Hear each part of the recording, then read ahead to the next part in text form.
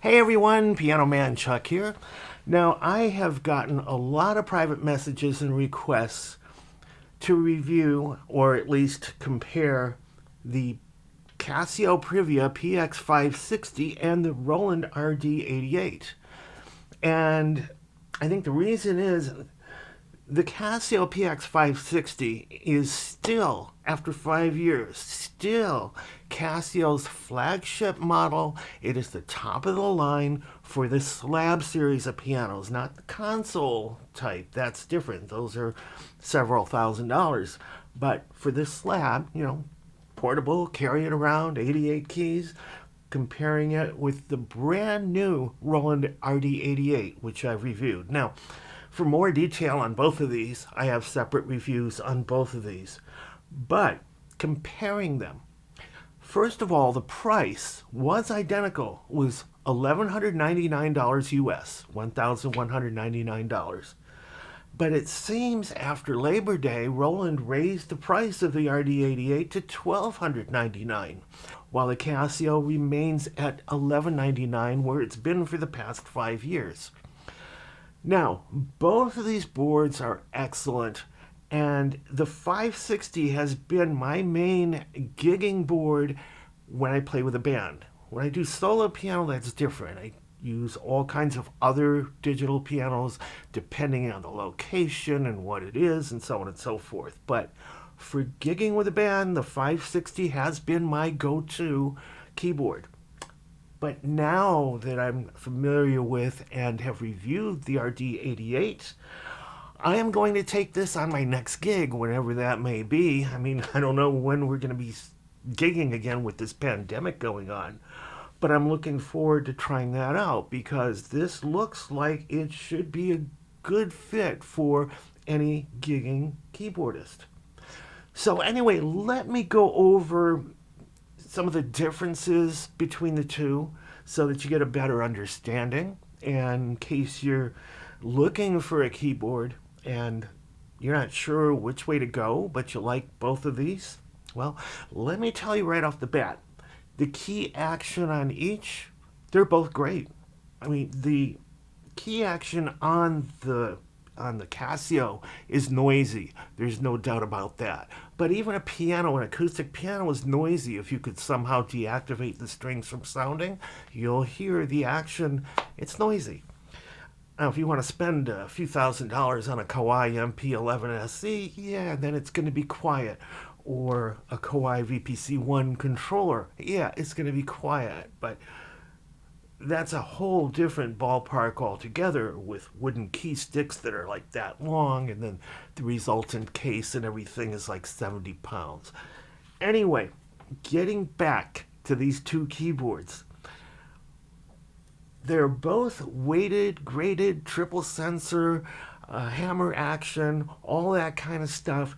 Now, the RD-88 does have escapement, whereas the Privia does not. But other than that, I would be happy with either one of these key actions. They're both that good. And neither of these are made by a third party like Fatar. Casio makes their own key actions, as Roland makes their own as well. All right, so as far as dimensions, if it's important to you, the Roland is basically 50.5 inches, whereas the Casio is 52 inches. So you've got 1.5 inches of difference. Now, they both have a pitch wheel and a modulation wheel. On the Roland, it's above the leftmost keys, and on the Casio, it's over here to the left of the last key on the left. Now, as far as depth, the Roland is not quite as deep as the Casio. The Roland is 10.19 inches, whereas the Casio is 11.5 inches.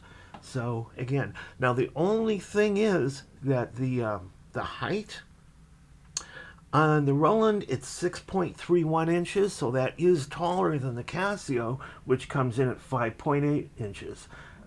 It's only like a half inch, but for those that it matters to, that's the dimensions. Now, as far as the weight, they're both pretty much the same.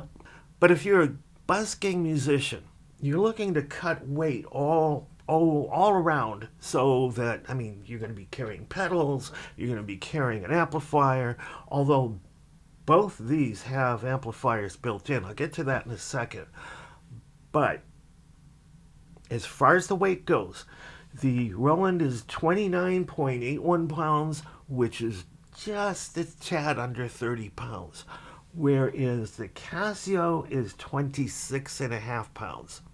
So you're looking at a little bit of a difference there. You're looking at 3.3 pounds difference, which is about 1.5 kilograms.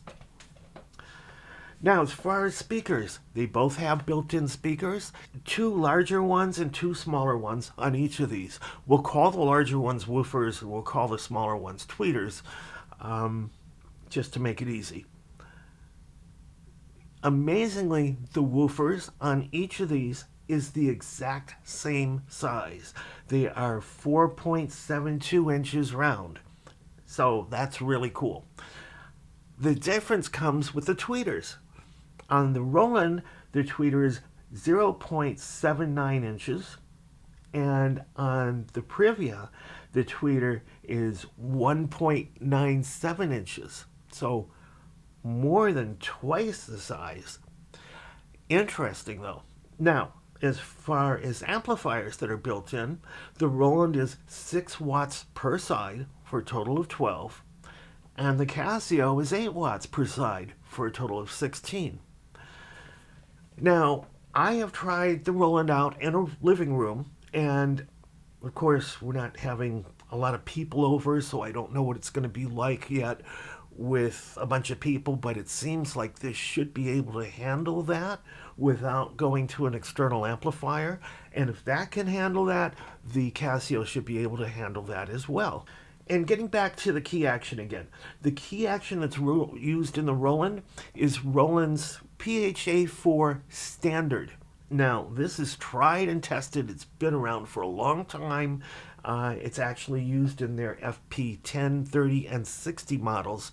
So you've got a decent action over here. As far as the Privia, it's what they call their scaled hammer action 2. And this is actually a really good action. They're newer models that came out, the PXS and the CDPS series, use their newer action, which is quieter, I'll give it that.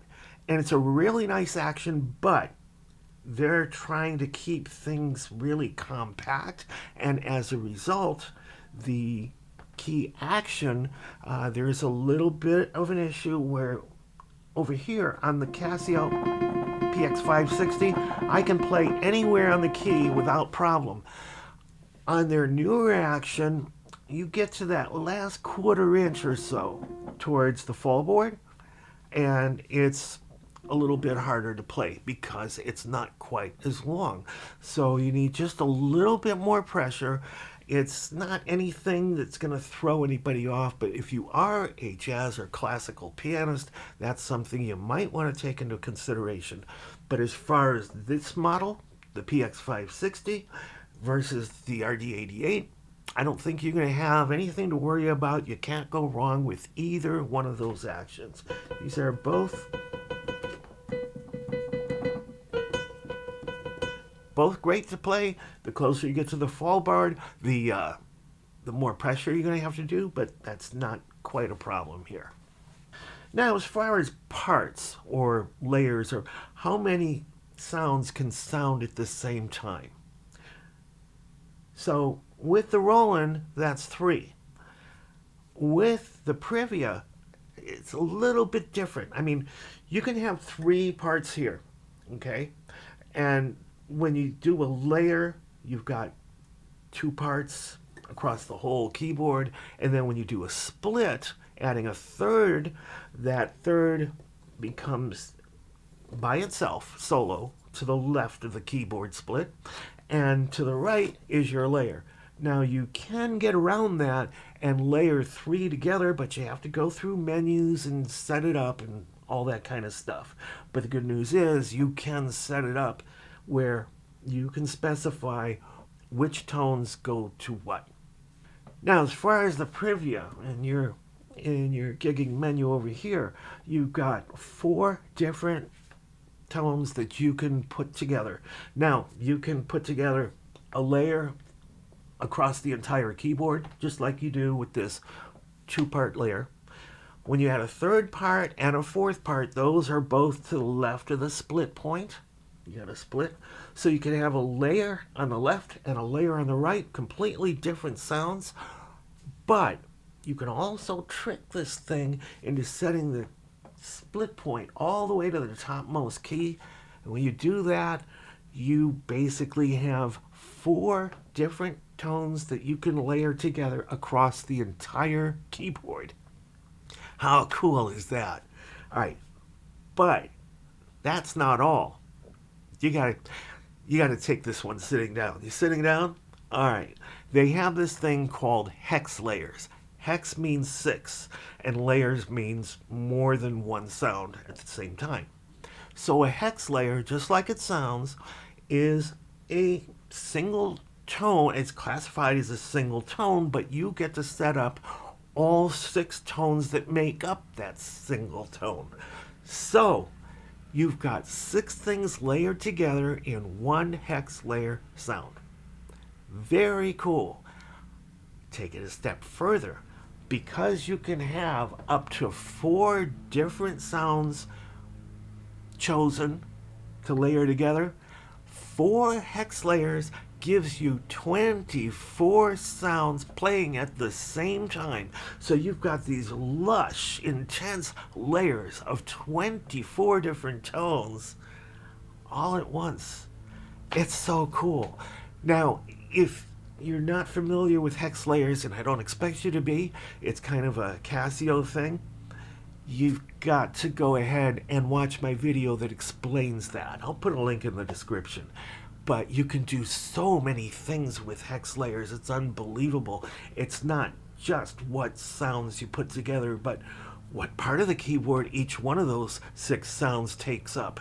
You can have one over here, one that's overlapping, one that takes up the whole keyboard, and so on and so forth. You have control of each and every individual sound of a hex layer. And can you imagine using 4 hex layers for a total of 24? Unreal. Now again, that is the strong point of the Casio Privia PX-560. That is the draw. The draw here is Roland has this new sound engine, and it's called zen-core. The zen-core sound engine, they're putting in their latest stuff like the Roland Phantom, which is their flagship I don't want to say workstation, but it is kind of a workstation. You can create sounds with that. It's a sound designer's dream. Now, you can also create sound with this. You can work with the basic wave shapes, triangles, sines, square, all that stuff, and create your own sounds. So both of these are good for that. But while you can't really create a sound from scratch using the RD-88, you most certainly can using the Roland Phantom. And, of course, you're not going to spend $4,000 on a Phantom to create sound so that you can load that in your RD-88. Although if you have the money, that's the way to go, because you're going to be gigging with the RD-88, and you're going to be leaving the Phantom in the studio where you have the time to create all these sounds. For those that don't want or need or can't spend the money on a Phantom, they have a software plugin that they came out with that works with your DAW, whether it's Apple or Windows. It's called Zenology. It's a free download. Go to rolandcloud.com, download Zenology. With Zenology, you can go ahead and create your own sounds, and then you can bring it into here. How cool is that? Now, they have their MC boxes as well. Those can also use zen-core sounds. So, what manufacturer gives you a keyboard for $1,299 that allows you to bring in sounds from their top of the line $4,000 keyboard. I can't think of any other manufacturer that lets you do that. There are manufacturers like Decibel where, depending on whether you've gotten their least expensive model or their most expensive model, you still have the same sound engine, so that's a plus over there. But most manufacturers, the more money you pay, the better the sound quality and that kind of stuff. So that's the whole draw with the Roland, is being able to use their expensive flagship or the Zenology product for free and create these sounds from scratch and then bringing it into here. So that is the strong points of both of these.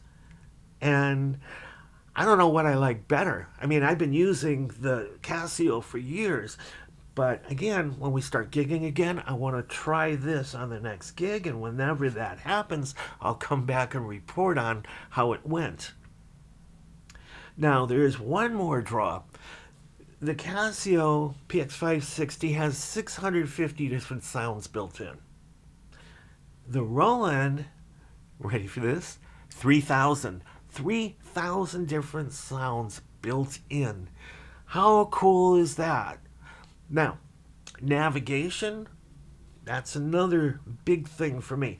This is the reason I like the 560 so much. It is so easy to navigate. I can fly from any part of the keyboard to any other part of the keyboard using this 5.3-inch color touchscreen. And you go to the main thing here, you've got like icons like you'd have on your cell phone.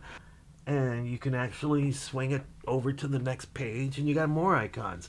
But all of these categories are all useful. You got a controller category, a mixer category, which allows you to take up to 16, it does have a recorder, a Midi recorder, 16 channels.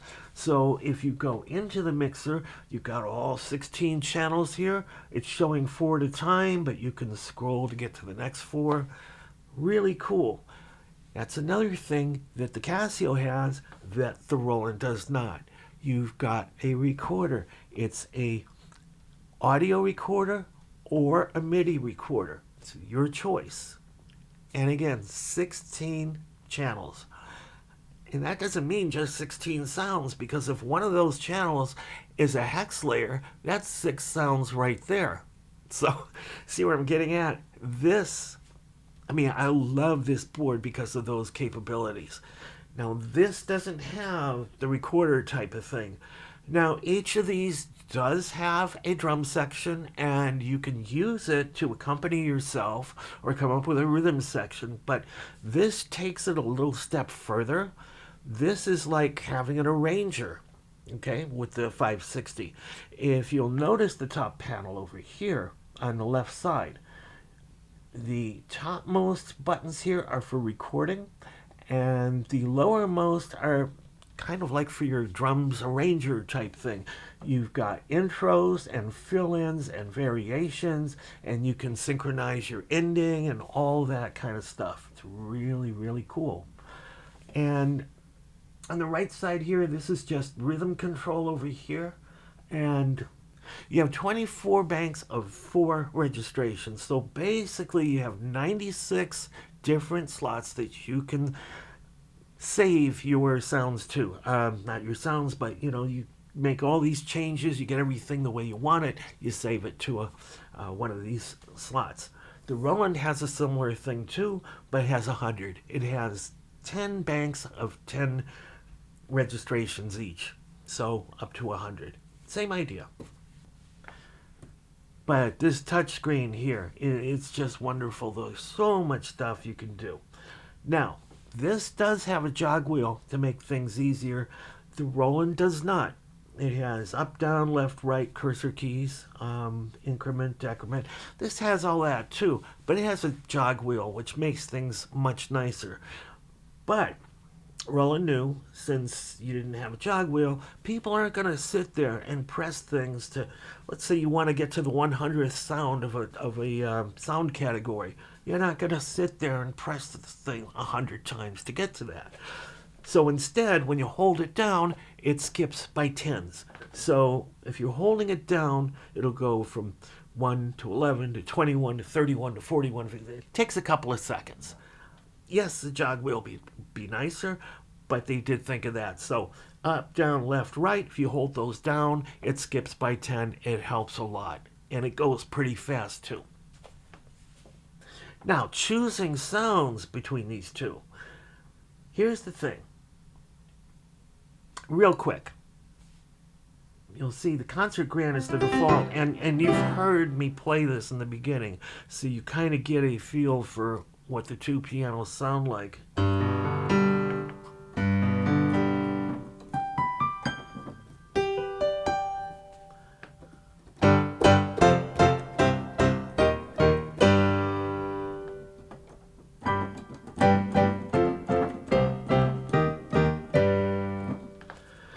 All right.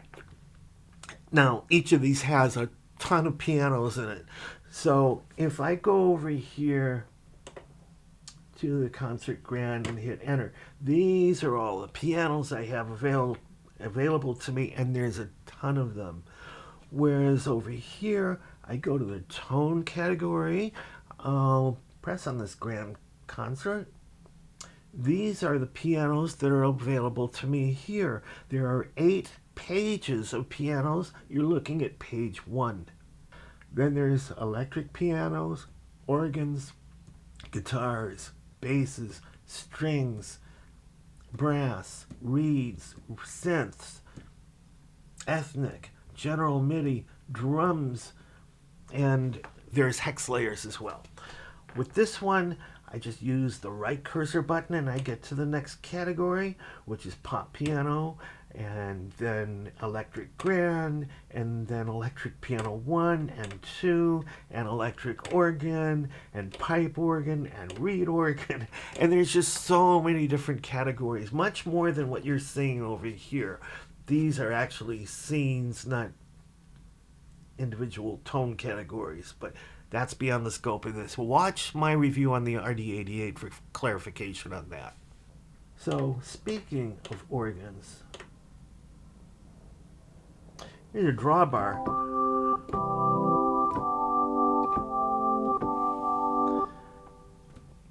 And let's try organs here.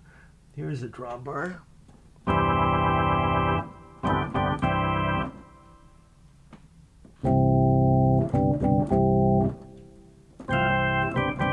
There's 9 pages of organs over here.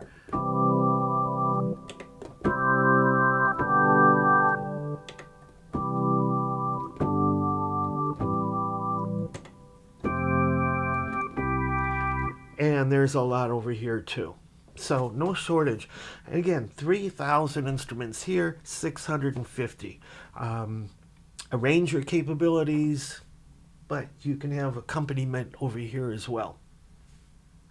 Now, the sound engines that comprise these things. Roland has 3 sound engines built in. They have the zen-core sound engine, they have the supernatural piano engine, and they have the supernatural electric piano engine. So 3 different sound engines altogether. On the Privia, they have what's called the multi-dimensional morphing air sound source. Now, AIR is their acronym for what their sound engine is. It's an acoustic intelligent resonator, and it really shines when it comes to pianos.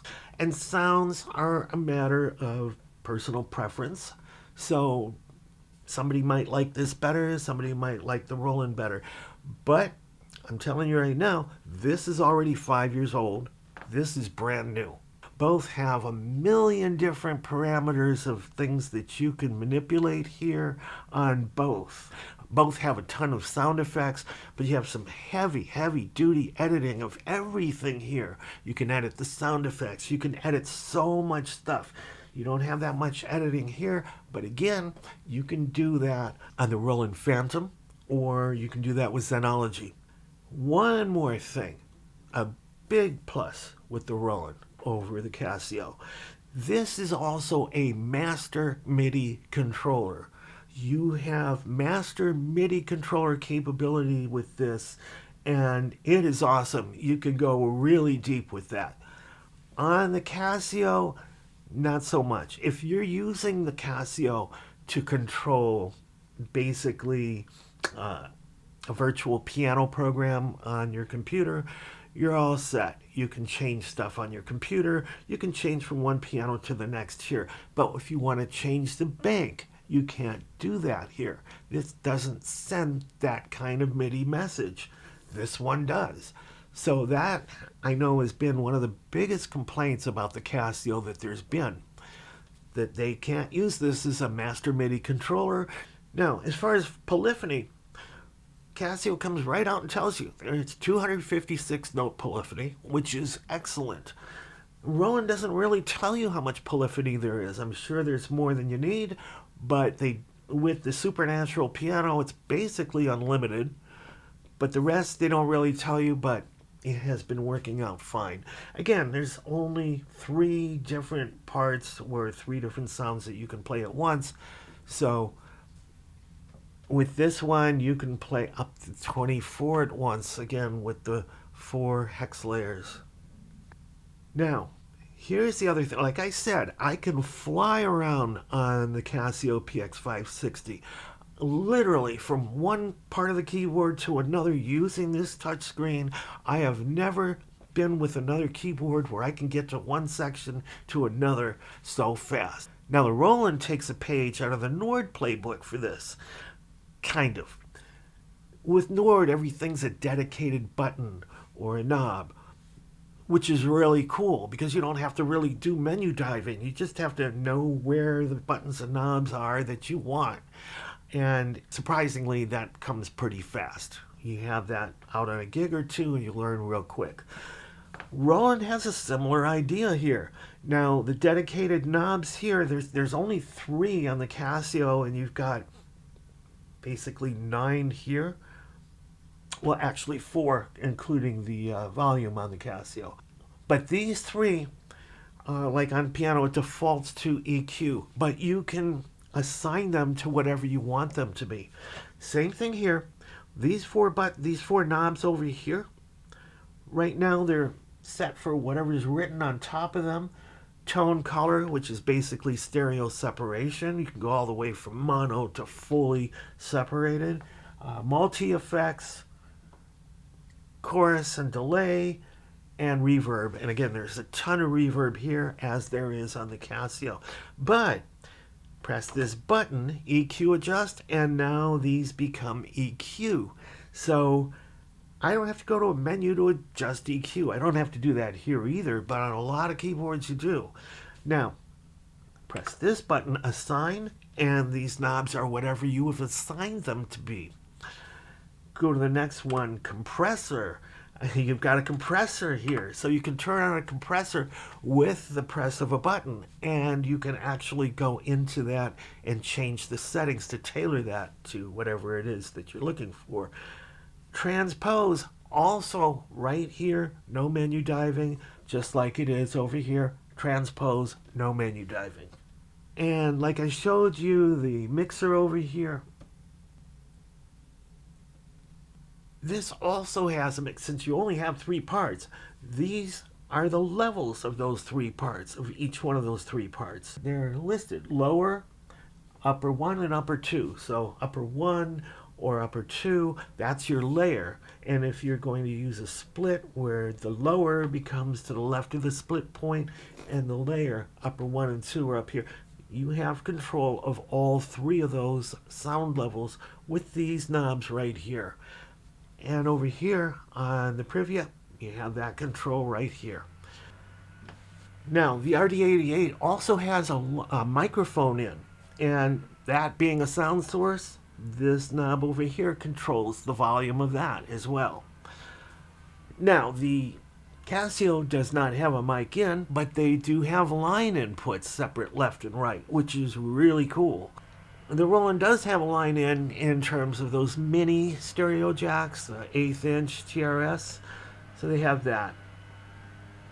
As far as the inputs and outputs on the back, The Casio has a lot more than what the Roland does. So let's go over just looking. They're all labeled on top as to which what's what, so that when you go ahead and plug something in, you don't have to go and bend over and look at where the jack is. You just look at the labels here on top on each one of these. Okay, so over here you've got headphones, you've got your left and right line outputs, you've got for your inputs a line input, a mic input, then for foot control 1 and 2 pedals and damper pedals, so you got 3. They have a Midi out, your standard 5-pin DIN legacy Midi. Just an out. They don't have an in. I don't understand that, but they don't have an in, just an out. Then you've got USB A and B, and then your power input. Now, on the Casio, you got your left and right line outputs. You've got your audio input, it's a stereo mini jack input, and you have a volume control for that, for your input gain. Then you have an assignable pedal jack and a damper jack. And then you have left and right 1/4-inch line inputs. And you have USB A and B. The USB A is right here in front where it should be, so it's real easy to get to. And of course, since it has recording capabilities, you can record right onto there. It makes sense to have it in front as opposed to in the back. And the MIDI jacks, it's line in and out for the 5-pin DIN legacy MIDI jacks. And there's a lot more differences too, but I think that's pretty much it in a nutshell. So it gives you a basic flavor of what each one does. I think the strong point of the RD-88 is this is for a gigging keyboardist or a pianist. It is perfect, it's lightweight, it does everything you need it to do. All the knobs and controls that you need are right here. In fact, key touch. That's one of the things I use a lot, and I never see that on any keyboard where you have one button to be able to get to it. It's really cool. I just press that. I'm in key touch. I can set it for light or extra light or normal or hard or extra hard. And then I have all these other controls as well that I can set these parameters for. Very, very cool. You get to the menu real quick over here with this button, and you can go through all kinds of other stuff. Now with each of these, this is another really cool thing too. Like I said, they both have built-in amp and speakers, right? When you plug headphones in, a lot of keyboards, the headphones will cut out the speakers will turn off automatically. With this, you have a button here to turn the speaker on or off regardless of whether there's headphones plugged in or not. And with this, I go to my system settings and I can turn the speaker on or off regardless of whether there's headphones plugged into it or not.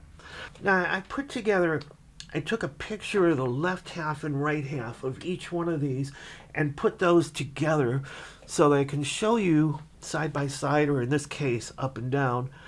If you look at the top left, let me see if I can do this. Okay, can you see my cursor there? If you look at the top left over here, this is all set up for recording, MIDI, or audio.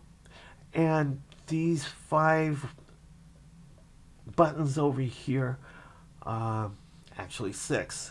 This is all for accompaniment, almost like an arranger. You've got intros and fill-ins and variations and synchronized endings and so on and so forth. And if you look over here on the Roland, the left side of the display meter, the left side of the display, basically you've got EQ and compressor and all that. Basically these are effects over here. Okay, and the next section over here, these are levels for the individual parts you have. Granted, there's only 3 different instrument parts. The 4th one is for the level of the microphone input. All right. Then the screen's 5.3-inch touchscreen, really, really, really nice. And this one, you've got, just a regular display screen over here, but you do have some graphics. If I go ahead and start changing the EQ, you'll see that I have some graphics here to show me the changes that I'm making. That's something that's really cool too.